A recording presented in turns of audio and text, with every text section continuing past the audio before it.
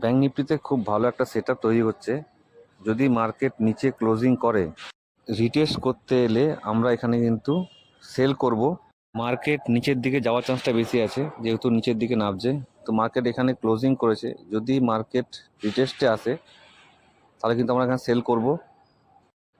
Market উপরের দিকে রিটেস্টে আসছে, তো এখানে আমরা সেল করব। ফার্স্ট টার্গেট বুক করব 100 পয়েন্টে। তো মার্কেট এখন 100 পয়েন্টের কাছে এসছে, তো এখানে আমরা ফার্স্ট টার্গেট বুক করব 50%। এখানে 100 পয়েন্ট অ্যাচিভ হয়েছে, তো 50% লট আমরা কিন্তু এখানে টার্গেট বুক করব। তো মার্কেট বলতে বলতে কিন্তু নিচের দিকে নামছে। দেখুন, এটা হচ্ছে সেটআপের পাওয়ার, প্রাইস অ্যাকশন।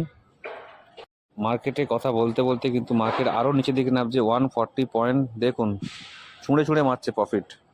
এটাই হচ্ছে সেটআপের পাওয়ার, যেখানে প্রাইস অ্যাকশন যদি ঠিকঠাক করা যায় তাহলে কিন্তু টার্গেট দেখুন 200 পয়েন্ট বুক, টার্গেট বুক করা হলো 200 পয়েন্টে।